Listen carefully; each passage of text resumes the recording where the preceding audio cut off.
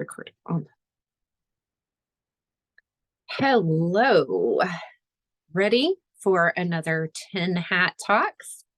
This is Donita with Prairie-Trail.com, and I have again with me Shelly from There's No Place Like Home, Debbie from Homeschooling Dietitian Mom, and Catherine from the Okie Dokie Explorers. So we are ready to dig into giants today. Let's see. Do y'all want to kind of help introduce the subject? Share screen. When I first started reading the Bible for myself, this was one passage that I had such a hard time with, because Genesis 6, verses 1 through 4, and I'm just going to paraphrase this because I don't have it memorized, says there were giants on the earth in those days and also after that, when the sons of God went into the daughters of men and had children to them. These were the giants of old, men of renown. And I remember asking at my church what this meant. And I got the Sethite theory, the theory that the sons of God were human men who came from the godly line of Seth, and that the daughters of men were the daughters from the line of Cain. And to me, this didn't make any sense at all, because I was thinking, how could human men and human women produce a line of giants? You know, it's one thing for a genetic anomaly, but it's something else entirely when it creates an entire race of giants. And at the time, you know, I was still a relatively new believer, so I didn't want to rock the boat too much. So I didn't really press the issue any further. But as time went on, I started realizing that there was definitely more to the story than that. And I actually really started getting into it when I read L.A. Marzulli's book On the Trail of the Nephilim. And I read volume 1 and volume 2. And that's when I was like, oh, okay. So yeah, this is definitely not the line of Seth.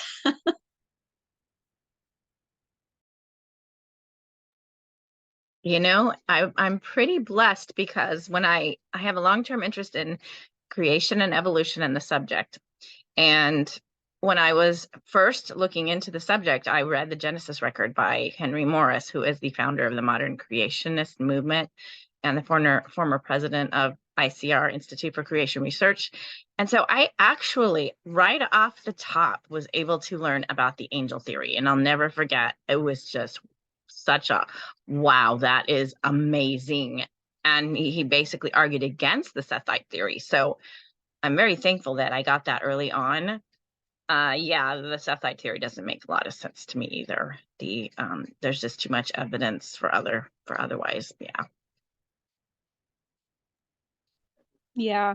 And I think that this is all giving like some fantastic text for listeners and stuff on what we're talking about as far as when we're talking about giants. And it's not anybody with giantism so much. It is not so much a genetic anomaly as a race of people. And if you end up following the rabbit trail or elephant trail of giants and start doing your own research and stuff, you will immediately start finding stuff. It's a lot better than it used to be. So I guess I shouldn't say immediately. There's a lot more information now out there that makes a lot more sense and isn't so scary. But whenever I first started researching it, there was a lot out there from like the Jehovah's Witness and stuff talking about how in old records and stuff, how giants were often identified by having double rows of teeth, six fingers, 6 toes on their hands and feet, and where it would get kind of scary is that they would talk about, you know, how there are people in our world today who do have those genetic anomalies, and they would immediately go into their giant blood. They have Nephilim blood, and you know, that's evil, and they've been tainted and stuff. And I kind of want to just open with that as you find out more about the giants, I kind of am of the opinion that none of us are probably pure, whatever that means necessarily. Giants were allowed to exist by God. They were creatures of free will, free choice, just like us, just like angels. And not all of them were evil if you go back into mythology and stuff like that. And people today who I used to work in the medical field, I met people with double rows of teeth that had functional teeth for the most part. I met people with 6 fingers and 6 toes and like full functional set that you just kind of glance at them and you go, something's off. And then you realize, oh my gosh, you've got an extra finger on each hand or an extra toe on each foot. And there was otherwise nothing wrong with them. They weren't coming in and trying to eat my flesh or anything like that. They were normal people, some of them in the church, believers, and some of them have. One girl talked about how she had gotten some flack from people that were like, oh my God, you have 6 toes on each foot. You must have giant blood, and like went on this whole thing. I was like, I'm sorry, sweetie. But so yeah, I would just open with that. This is kind of what we're talking about. The 6 fingers, 6 toes, and double rows of teeth just scrape the surface. And there's a lot more to it. And God allowed them to exist for a reason. So, I'm so glad you brought that up, because I have at one time I wasn't necessarily thinking that every person that had 6 fingers would be evil necessarily, but like when the Giant movie came out, what was the name of that movie? Big Friendly Giant, BFG. I remember worrying that, wow, wait, is that Hollywood just messing with our heads? But it isn't. I think it's an area that some people it makes it hard for them to believe the Nephilim could have been a combination, is because they think that that's like a reason for racism, or there's a foundational thing there that causes people to be racist. So I really think that's a really good point. But all those examples that you just gave, wow. I worked in the medical field too, but I've never come across anything like that. I also have to point out that giantism I believe is different from the giants that they are speaking of in the Bible, because giantism, if you look at people who are suffering from the genetic disorder of giantism, they are very frail. They often have hip problems. They usually are hunched over, have to walk with a cane. And so the giants of the Bible obviously were not like that. They were very strong. Their width to height ratio was way different than ours. They were built to be that way. It was not a genetic anomaly. When we think of genetic anomalies, a lot of times we think about things, it's usually degrading, what the DNA is supposed to be. This was not the case. And also a lot of times polydactyly is when you have 6 fingers or 6 toes. And a lot of people, when they have polydactyly, the 6th finger is not really usable. It's just kind of something extra that is there. And so that's something else that we need to also look at, is that sometimes some people, yes, do have 6 that are completely working. Others, though, it is more of just like an extra, I don't even know what to call it, appendage hanging off of their hand, but it's not really something. Sometimes it's only even just a little stub.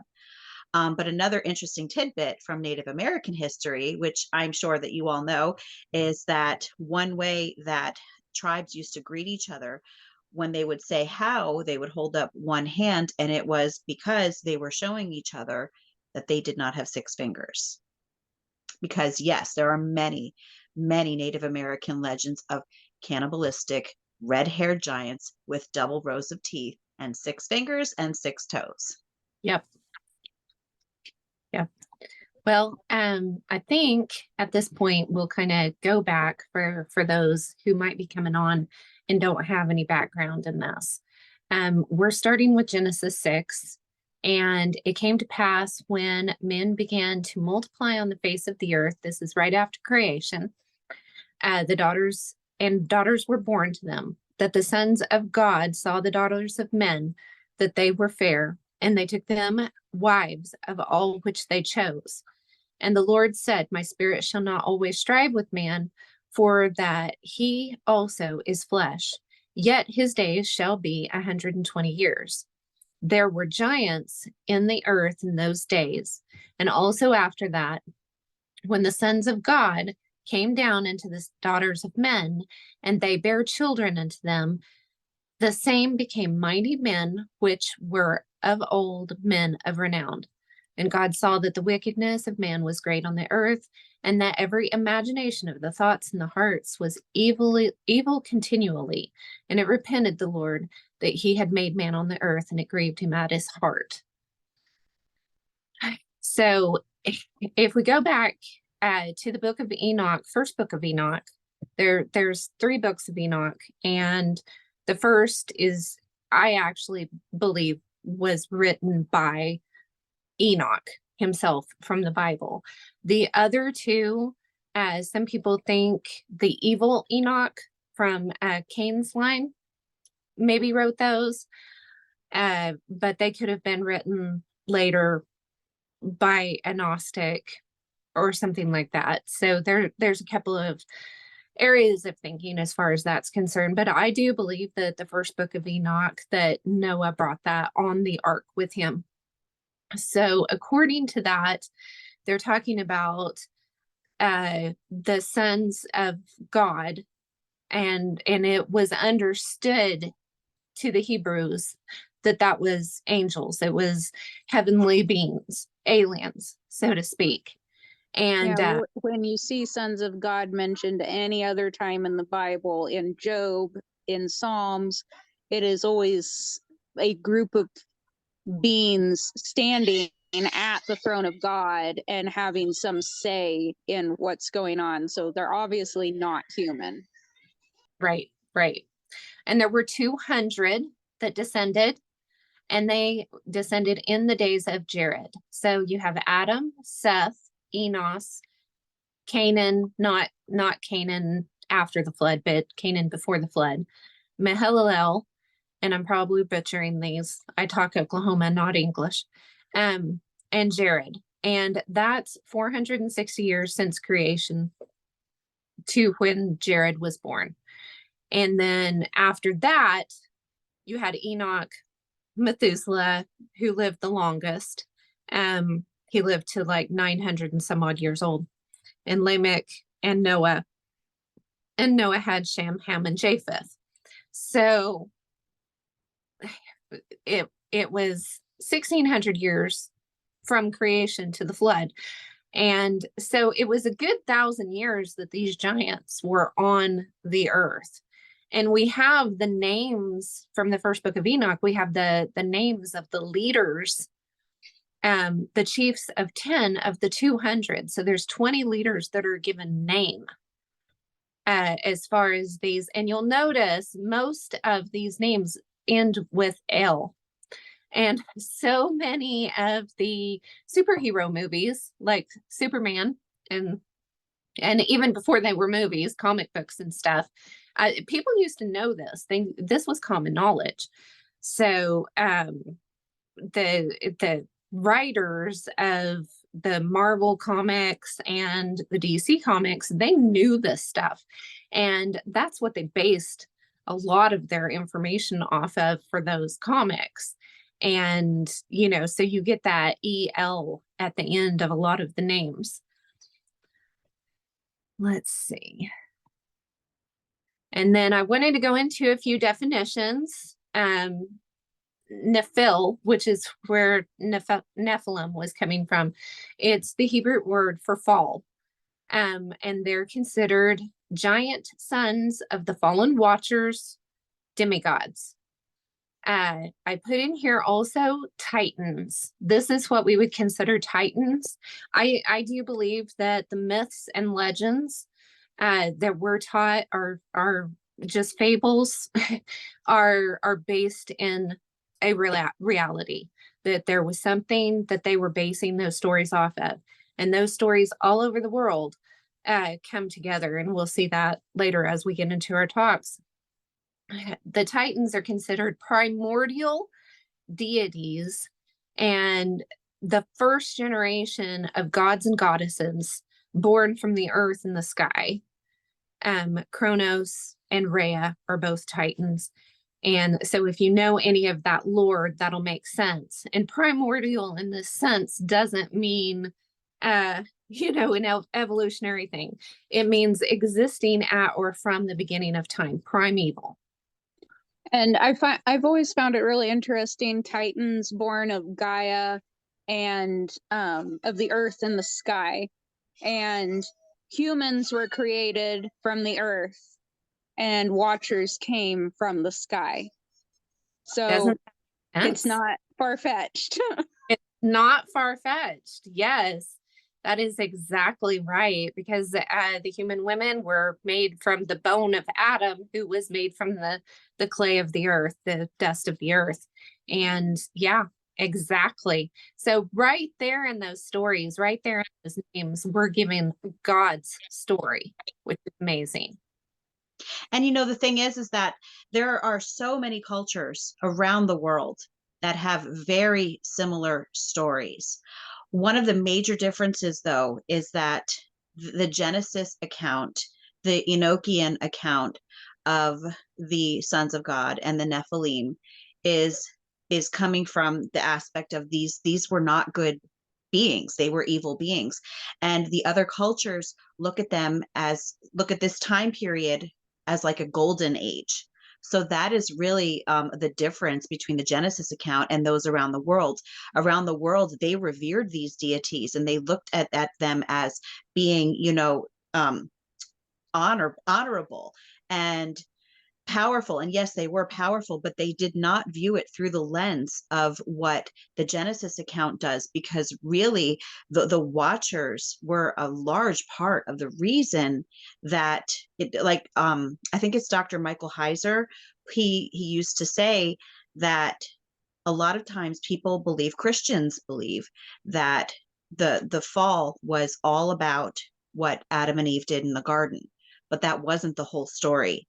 It was exactly what you have up here on this screen here. It was the Watchers coming down and deciding that they were going to make something in their image instead of in God's image. And then in the process, they brought all of this information to humans that humans were not supposed to have. And this is why a lot of these other cultures look at them and as a good thing, like Prometheus, giving fire to man in a way.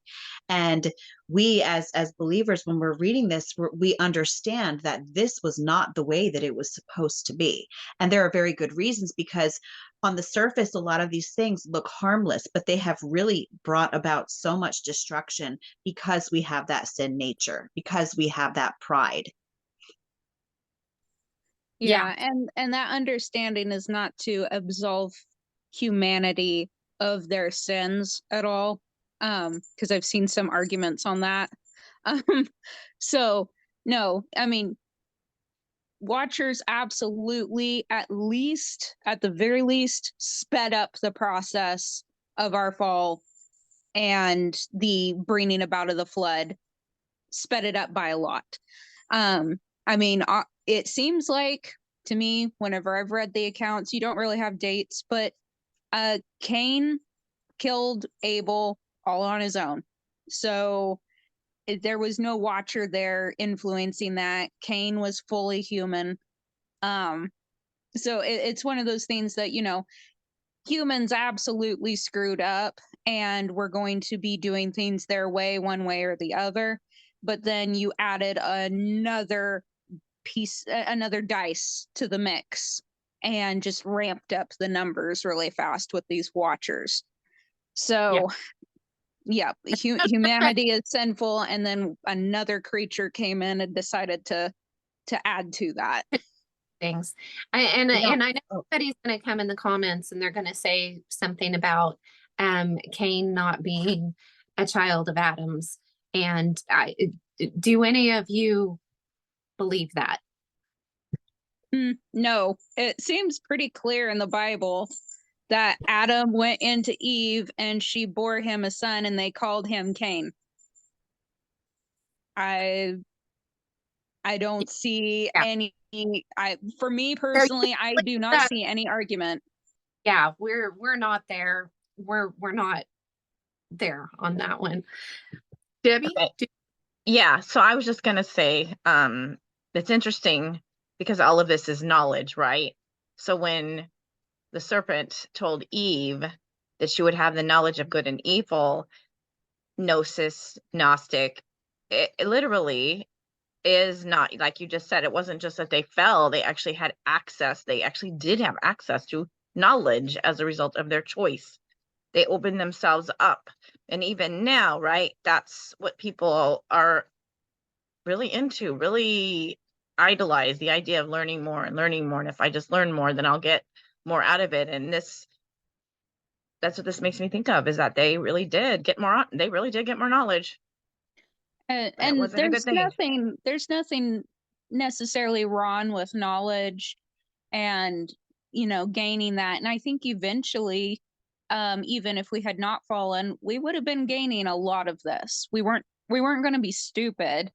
But it was one of those things that, because we're sinful creatures, when we gain knowledge, we want to twist it to our image. We want to twist it to serve us. We want to be like God. It always comes back to that. So, yeah, there's nothing wrong with the knowledge, but how it was being used and the reason it was being taught. Yeah.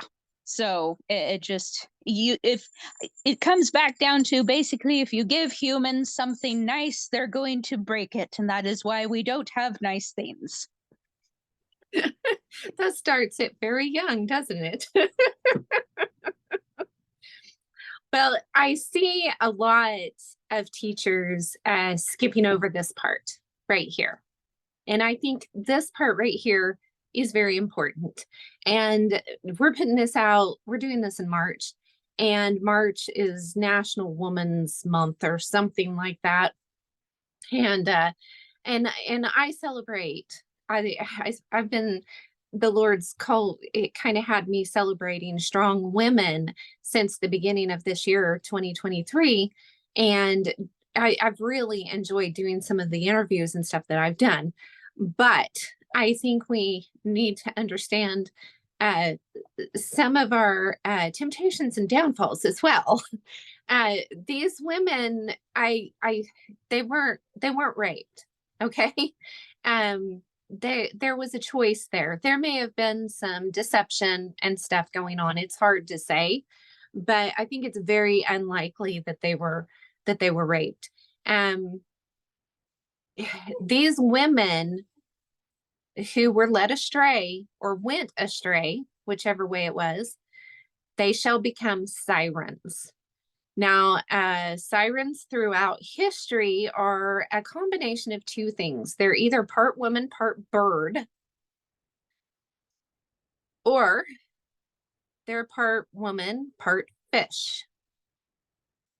And some of these, the harpy or the mermaid. Sirens, yeah, would have been the mothers of the mermaids and stuff. And does this remind us of something modern today? Shelley's had a video Starbucks. on Starbucks. So, it does say in the Bible, and I'll make my little preachy part short. It does say in the Bible not to eat or drink anything that is offered to idols. So take that as you will. And then chapter 15 in the first book of Enoch, it goes a little bit more into the giants. That is what demons are. Demons are not the fallen angels. Demons are the spirits of the Nephilim, because their spirits, their bodies were mortal like their mothers, but their spirits were immortal like their fathers. Therefore, their spirits didn't, go to sleep or go to heaven or whatever like ours do. They actually roam the earth, evil spirits, and it says that they would afflict, oppress, destroy, attack, do battle, work destruction. They take no food, but they hunger and thirst. They cause offenses. They rise up against the children of men and against the women because they have proceeded from them. So yeah, they're trying to take their vengeance out on us because of the mortal side. They don't have that body anymore. I have a couple things to say. First of all, I'm finding it hard to accept that all of the women did it willingly. I mean, if you're talking about the ones that became sirens, that would fit. But the idea that, because it says, and I was going to look it up, but I didn't want to miss what you had to say, that they took all that they chose. So they did take them. So that could be. Yeah. So, I mean, I get what you're saying about like if they became sirens, that was a choosing they made that decision. But I think that's what you were saying at that point, right? Was that these things that became these half things I or will whatever. That not all of us on this panel agree with each other 100%. As a matter of fact, I don't agree with myself 100% of the time. So, we are absolutely, yeah, that's a good point. Maybe it is. And when And you then- go back and look at like a lot of myths and legends across the world, you see instances where we'll take a popular one like Zeus. Zeus would lead women astray all the time, and they would have no idea what's going on. But then there were other women I'm trying to think of a good one. I can't remember her name, but who ended up was the mother of the Minotaur. She chose that. So you see through myth and legend that there were both sides. Some were raped, and like Medusa was raped and she got turned. Some chose it, and then some were seduced. Not all survived giving birth, and some did. You know what that makes me think of? That makes me think of Alien, the movie. Literally. I've talked to my son about that because he has those little things. What are they called? I don't know what they're called, but he has a bunch of them, a couple of them, and they're like, I'm like, did you know that that's basically probably what happened with the giants? If they went into the women, that they would have, the babies would have probably, a lot of the women probably died giving birth. And that's what, if you've seen the movie, Some of the accounts do say that. Yes, some of the accounts. I've been reading Gary Wayne's The Genesis 6 Conspiracy, and he definitely records a few accounts that do say that.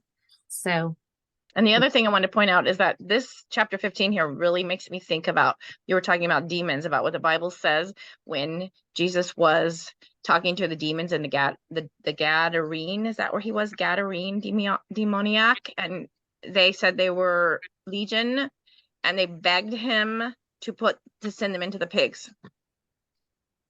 And that right there is biblical evidence that these demons do not like being out there, that they long for a warm body. And interesting what you said about destroying, because I always wondered, like, I don't know why the pigs went over the they went over the so many accounts kind of go into that many of these giants were made as warriors. They were like the ultimate hybrid warrior, and that they were basically bred for the purpose of destruction, causing destruction. So there's not a really strong biblical example of that or anything. That's again coming from largely myth and legend and stuff, but it makes sense, especially once at least the first couple of hundred were born and everybody saw how big and strong and powerful they were. I can only imagine that at that point there were probably, we do know that they were building cities and they were fighting each other, and there were humanity was at odds with each other before the flood. And so it would make sense that they would then try to get a breeding program, and my giant's better than your giant, my giant can kill more than your giant, and and start building these things for the purpose of destruction. So it would make sense if they were just constantly wanting to be in a body just to cause destruction and chaos. Sounds Sorry. familiar. It just sounds familiar to what might be happening today, doesn't it? I was just going to say that going back to the women just giving birth to these Nephilim babies, there are accounts that the women died because the babies split them open and they came forth through the navel. So that is one aspect. And I also wanted to just go back to something that Debbie had been saying about the demons going into the pigs. And this reminds me of a conversation that I think Debbie and I actually had a few weeks ago. I was telling her that someone at church and I were just talking about why all of the tribes, including their animals, were told to, God said to wipe out everything, including the animals. And I thought that it was because they were being used for maybe unclean ceremonial purposes. But Debbie made the very good point that if there were Nephilim interspersed within these tribes, they may not have been all Nephilim, but they may have been infested with Nephilim, as Gary Wayne says. Then it is very likely that some of these spirits, some of these demons, some of these Rephaim, another term that is used for the spirits and also for giants, they may have also gone into some of these animals, and that may be in fact why he said just to wipe out the animals too. That makes That's me a think of fantastic point. that makes me think of the Indian burial grounds, for example. Just like you hear about, like how there's all these spirits in those areas or whatever, because they would still exist. Like, it wouldn't kill them, but then they would have to go find somewhere else to inhabit. And that was actually a friend of mine who actually came up with that. Like, it was like, wow, that's because that always bothered me for so many years, right? Gosh, why did he have to kill the animals? And then it also helps to explain why he killed the animals, why the animals had to die after as part of the flood. Not just the genetic impurities of them, but although I'm sure that's part of it, right? Just like what we were saying, how they're not evil just because they've been genetically messed with or whatever. It's deeper than that.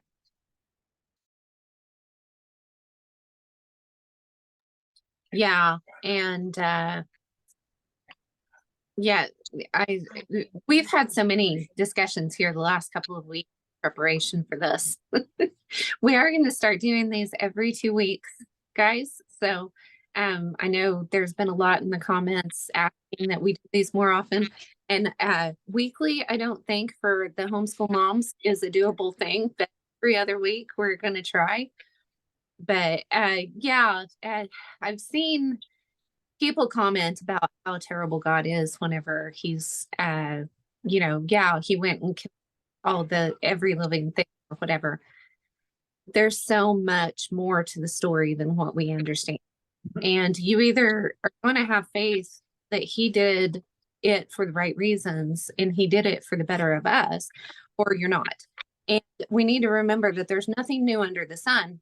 So we have cloning today. We have a fella down south of us, about an hour or so south of us, who has cloned dead cattle.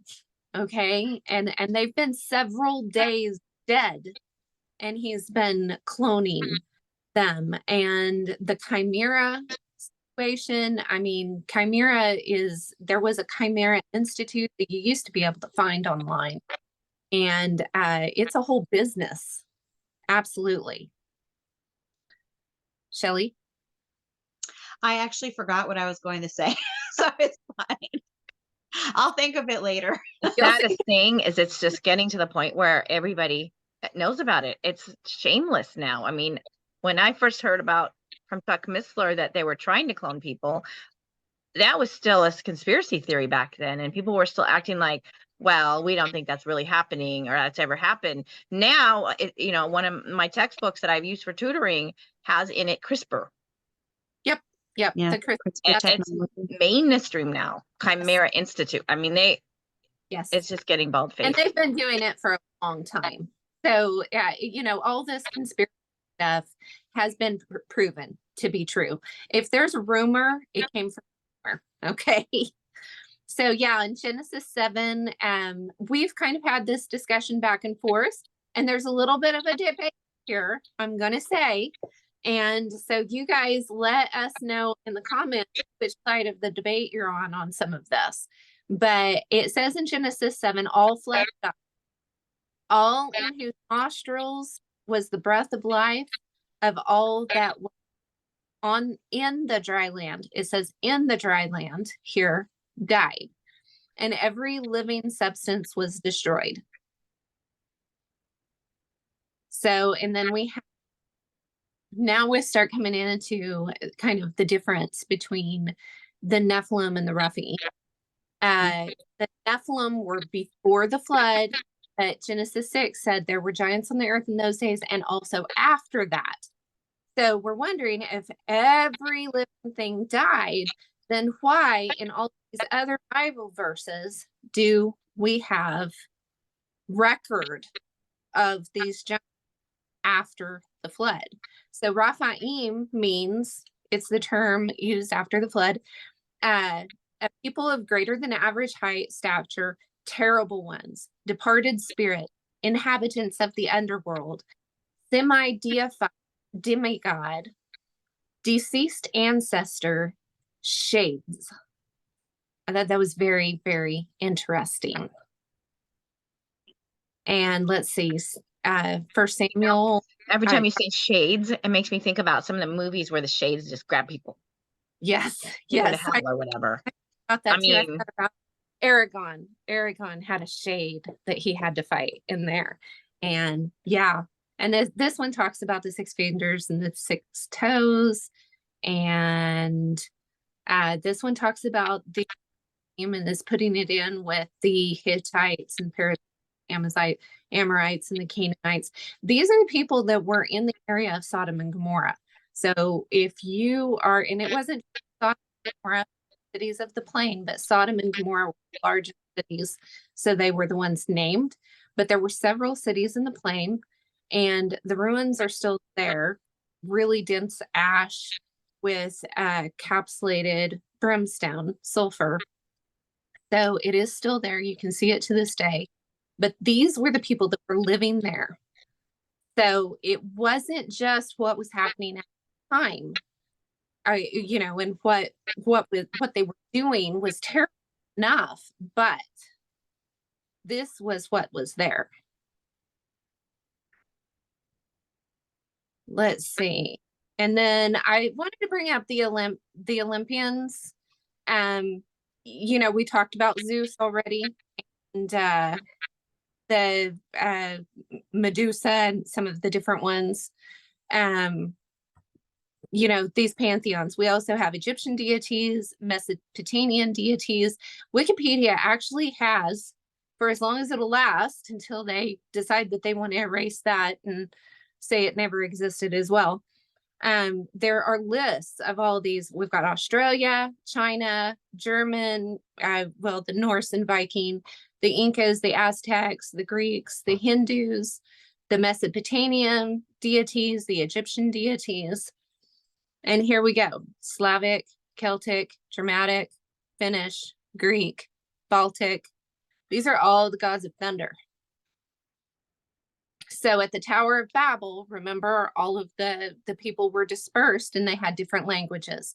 They took with them the same stories of these titans and these giants, either before the flood or after the flood, and they took them all with them. And that's why you have all of these similarities between what's going on. Here's the Aztec pantheon, the African, the Egyptian,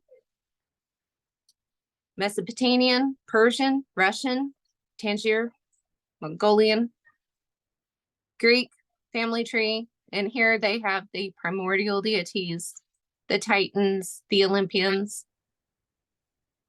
And then this one, which one are you guys? Aha, the Hindu. I think it's funny that some of them are blue. Native American. So they're all there.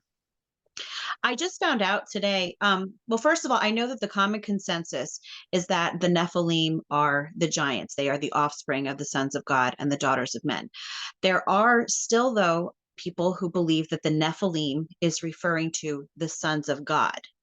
And you know, I was reading the text of Genesis 6, and it is ambiguous, although I know that it is, and I happen to think that the Nephilim are the offspring, but there are still people who think that it is actually referring to the sons of God who are the Nephilim.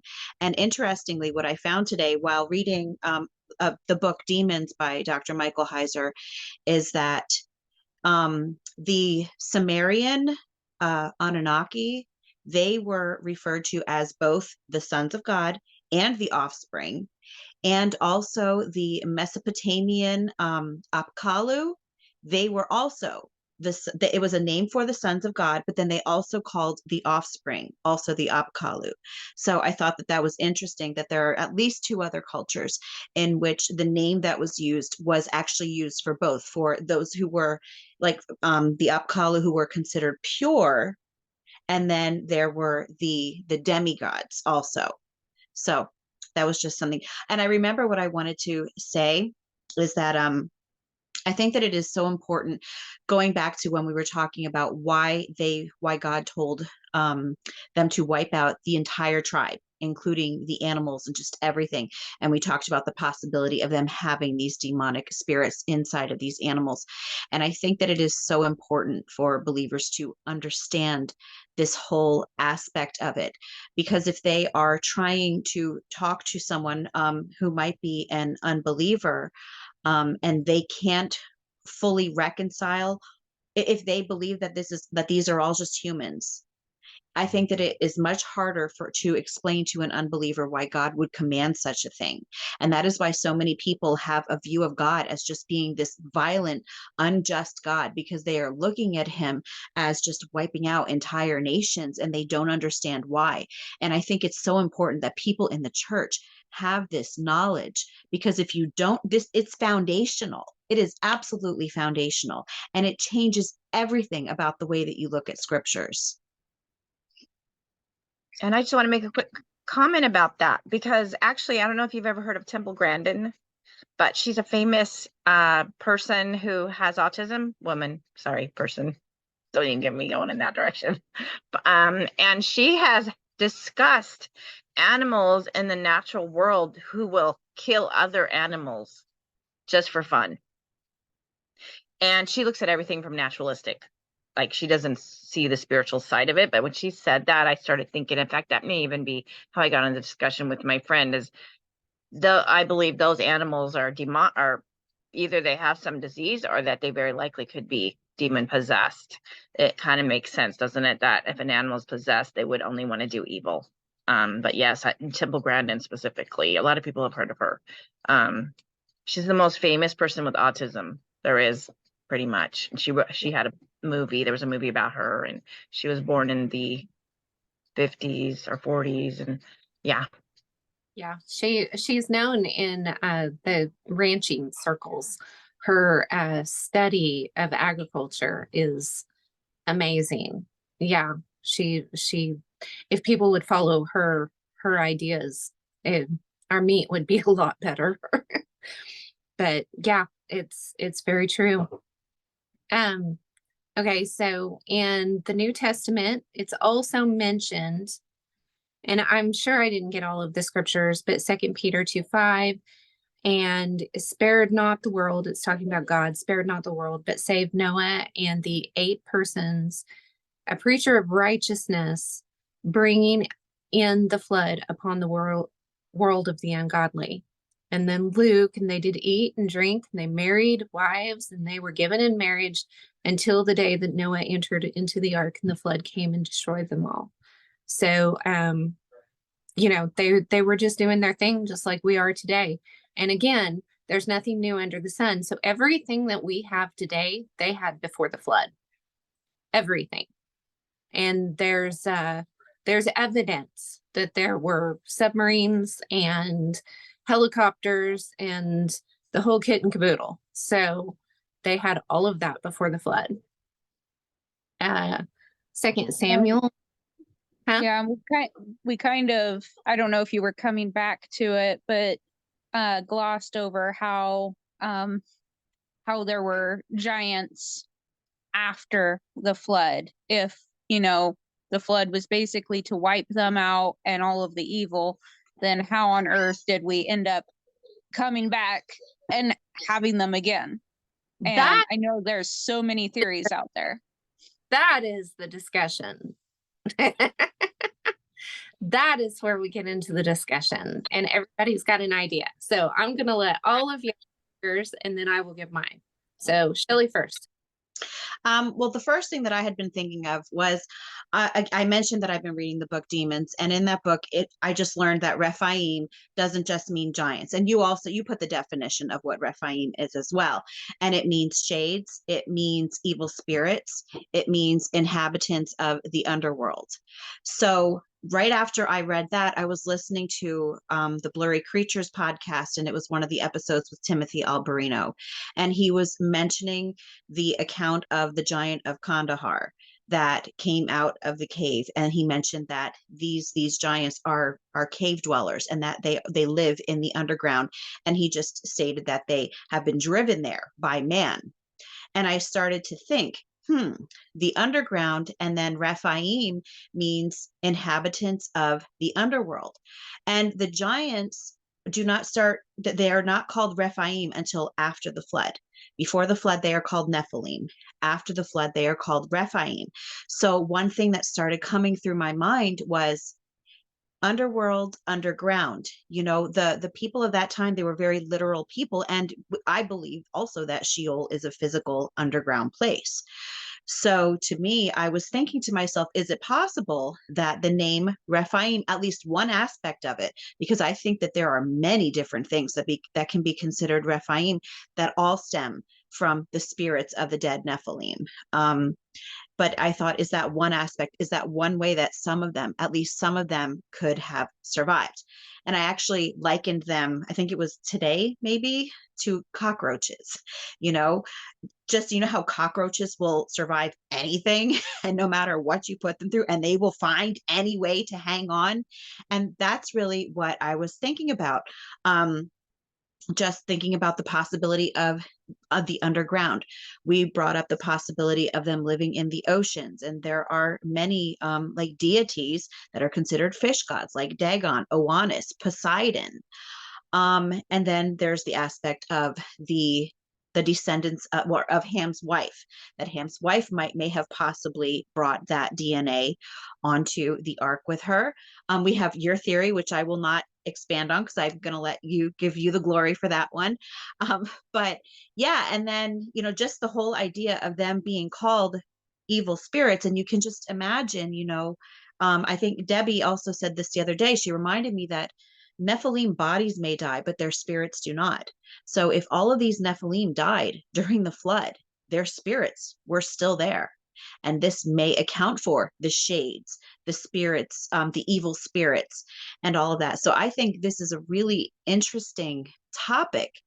And I know that a lot of times people who are believers very often, unfortunately, will say that we spend too much time on this topic, that we should be spending more time on the gospel, which, you know, we all know, those of us who have these conversations, we're always focused on the gospel.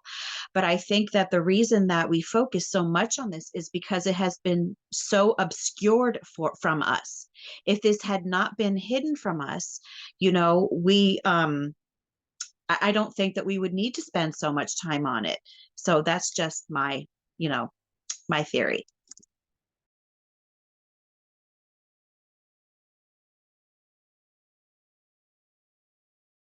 Catherine, you want to give yours? Sure.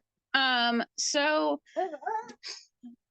My theory is that we will probably never 100% know um until the end, or the beginning, the next beginning we have. So, but ultimately, I kind of think there are a couple of different ways.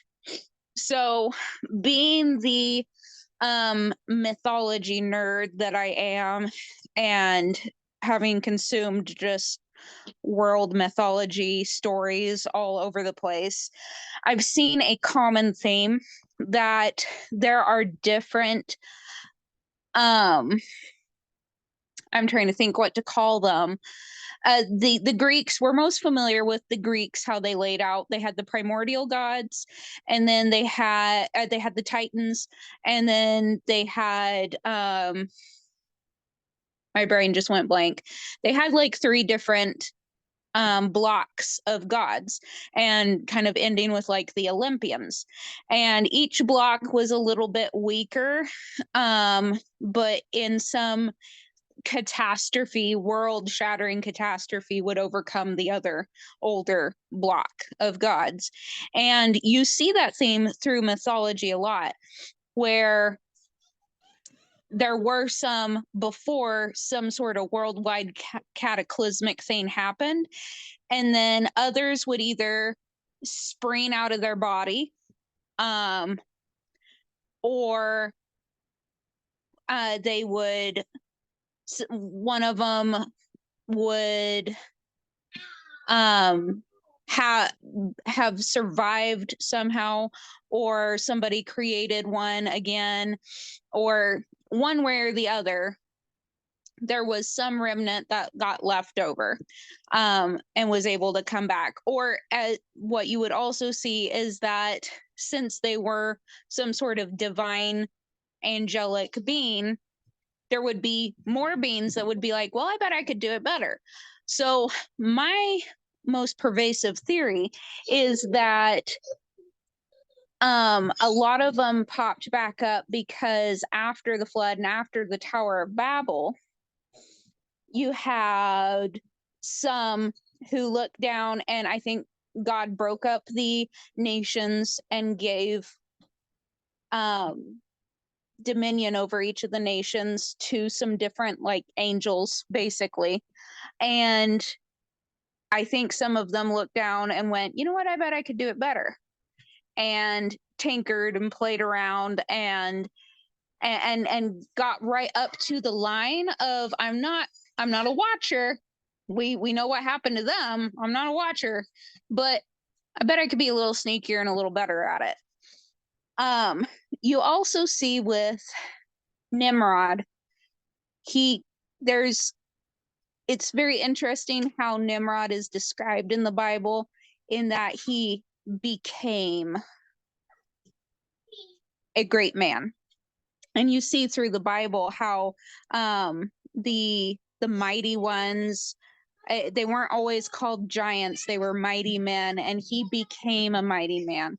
And again, it kind of goes back to that, how you see through myths and legends how they sprang out of the old bodies somehow or another.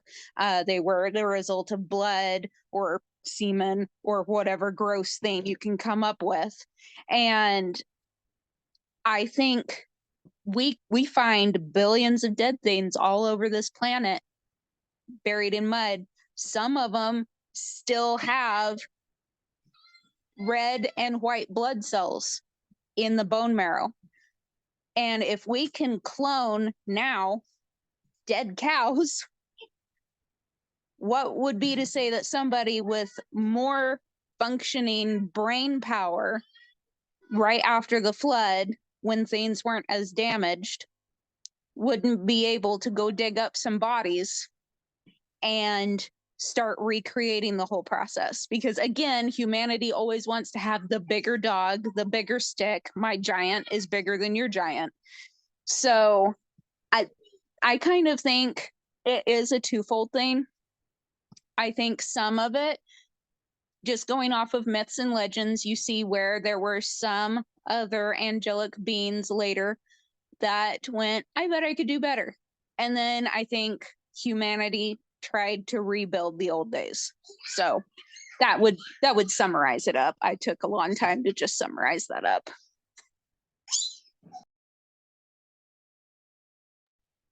Well, I love what you said about the blood cells. I'd never thought about that way before. I don't have a really strong opinion one way or another, but I have found it compelling all the deep underground military bases, DUMBs, known as DUMBs, that are all around the world. And there's so much evidence coming from so many different places that there are monsters down there, and that people are doing child sex trafficking, CST for short. And they have these, they're going in and they're rescuing and they're fighting these monsters. And there are just so many stories that really testify to the fact that they are definitely alive now. And since that's, and I also think that's probably a big part of the reason why God brought the flood, is to flood out these things. Another thing I want to point out, because I was looking at this book for a post I wrote called Giants, Legends and Lore of Goliaths, written by Charles Martin Jr. It's a master's books book for children. And there's this thing, it says the Giant of Bashan. And there's a picture, which I could try to show you, but not sure you could see it, but basically showing the ark. I don't know if you can see that. Can you see that? So I'm going to read what it says. So this reminds me of that movie Noah that I was so offended by I couldn't finish watching. But it says, in the Bible, we read of giants on many different occasions. There was a man, Og of Bashan, whom the Israelites defeated in battle when making their way to the promised land. Deuteronomy 3:11 tells us that Og slept in a bed that was 13 feet long, 6 feet wide, and made of iron. Why would Moses go to the trouble to tell us about this bed? Probably because he wanted us to understand that Og was a giant. The Midrash Jewish commentary on the Old Testament states the following mythic account of Og. As the floodwaters swelled, Og, king of Bashan, sat himself on one of the rungs of the ark's ladders and swore to Noah and to his sons that he would be their slave forever. What did Noah do? He punched a hole in the ark, and through it, he handed out food to Og every day. So Og is mentioned in the Bible. This story is not based on a biblical account. Always start with the Bible as the foundation of truth. But I find this extremely interesting because this is a very conservative organization, and a lot of the people that they sell books for do not believe in the Nephilim theory and all that. So I just find this very interesting. Of course, this doesn't say whether he was a Nephilim or not, just that he was a giant. But I find that very interesting. In that, again, that's wow. Is that possible? Could have something been outside of the ark and held on for dear life? And I think if I was Noah, I probably would have been a sucker too. I probably would have been, oh, you poor little giant. It talks in the Bible about how God closed them in. I had to find it the other day. I'm like, where is it? It's not where I thought it was, but it's definitely there. If you read through 6 through several chapters, you'll find where it says he closed the door to the ark. I mean, wouldn't you have been wanting to let people in if it was you? So yeah, that's my take. I actually had a comment from someone a few days ago who, I mean, he said that he's a rabbi. He comments on a lot of my videos. And on the last comment that he left, he actually did say that it is Hebrew tradition that King Og survived on the ark. So that's definitely not unheard of what you just read. That is so interesting that they have that tradition. Again, it's one of those things, like it says in Debbie's book, that always go back to the Bible. And one of those things that, where I am at, if it says that it killed every living thing on the earth, that's God's account straight up. I'm not going to question it. So, the people who that's where I tend to disagree with that. One of them survived, or a few of them survived. Some went underground. One held onto the ark for dear life. And I'm right there with Debbie. I'd probably be a sucker too if I could just save one more. But, you know, it specifically states that there were 8 that survived. And it doesn't say 8.5 or 9 or 1 snuck off. It says 8. And then it does specifically state that it killed every living thing on the earth. So that's where I'm more inclined to just go ahead and believe what it says and assume that there were other experiments, or that humanity just couldn't leave it well enough alone and had to create the Chihuahua. Yeah, that had to have been an experiment, hadn't it? I think I have the answer, of course. The sarcophagus of the gods. Reportedly, 24 sarcophagi remain in the greater vaults of, I am not going to try to pronounce it, Egypt. The precisely cut granite boxes are between 7 and 12 feet long and weigh from 24 to 62 tons. Sarcophagus actually means flesh consuming or flesh eating, which I thought was interesting. I like, let's see, Stargate. I really like those. But these boxes are amazing. Brian Forrester has done some videos showing these boxes and the resonance around them as far as frequency. These boxes, I mean, this is precisely cut stone. And this is a whole complex in here with these stone sarcophagi. I mean, we can't do these kinds of arches today. It looks like maybe writing on the walls there. I don't know what all. Amazing structures here. And there were stones in here that had actual records, and it'd be nice to know what all these actually have to say. And of course, mainstream, the narrative is telling us it was cows that were in those. So they buried cows. Okay. Very interesting. This is not what I'm seeing as a burying of cows here.